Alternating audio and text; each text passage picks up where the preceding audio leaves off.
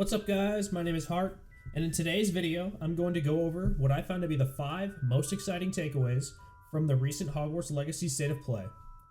Some of the things that I'll be covering include visuals, spells and combat, story, character customization and progression, and exploration. Before I forget, if you guys like what you see in the video, don't forget to like and subscribe down below so you can see more content in the future. Now, let's hop into the video. Let me just start off by saying that overall, I was extremely impressed with this presentation from front to back.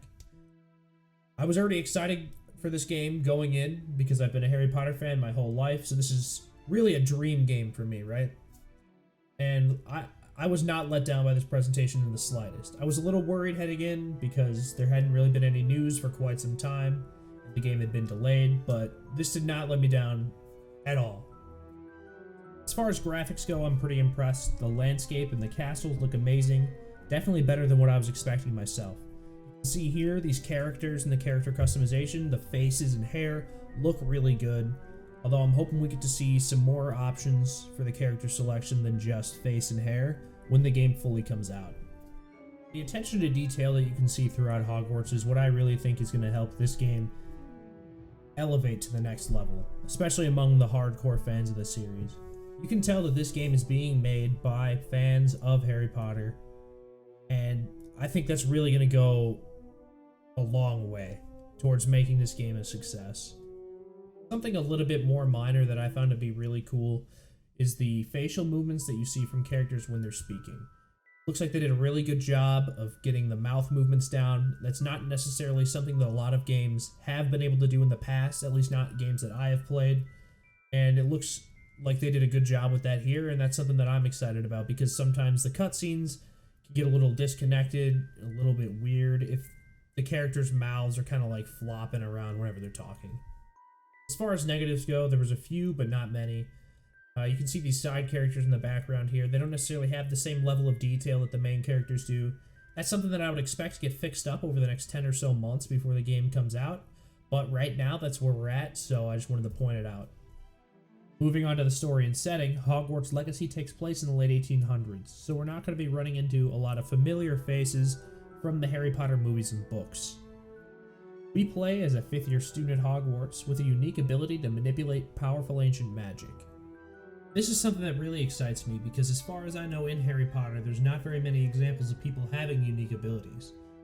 The biggest one that I can think of would be Parseltongues. They have the ability to speak to snakes, but it seems like in Hogwarts Legacy, your unique ability is going to be centered more around actually casting unique spells, so it seems like it's very different from that.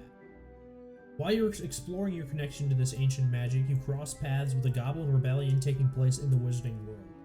This rebellion is being led by Ranrock and a dark wizard named Victor Rookwood. This is something else that really interests me because we don't really know much about goblins in the Harry Potter universe besides that they work at Gringotts. We know they can use magic, we know that's about it. I mean, really, like, I don't know. Off the top of my head, I don't really know many other things about the goblins in Harry Potter, so I'm really interested to learn more than that. Something that I was a little bit concerned about before seeing this was how switching spells during combat could affect the fluidity of the gameplay. I'm happy to say that based on what I've seen, it looks like that's not going to be a problem at all. If you look here, the main character is using 3 to 4 different spells in rapid succession without any hesitation at all. And that looks really, really cool to me. I'm glad it doesn't look like you have to open up a menu to swap out your spells during combat. Looks like it's just very fluid and smooth.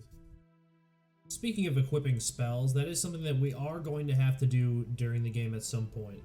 The developers have told us there's going to be dozens of spells in the game, and we obviously can't have all of those equipped at once. As far as what spells actually are in the game, we didn't get a full list, but 10 different spells were mentioned throughout the showcase. Accio, Incendio, Petrificus Totalis, Protego, Reparo, Wingardium Leviosa, Defindo, Descendo, a Disillusionment Charm, and last but definitely not least, Avada Kedavra, the Killing Curse.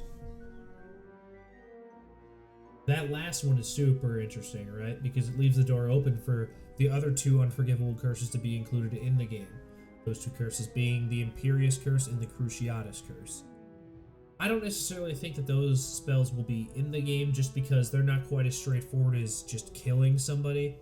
As funny as that sounds, right? The Imperious Curse allows you to control somebody, so I don't really know how they would implement that to where you're like controlling somebody, make them do whatever you want.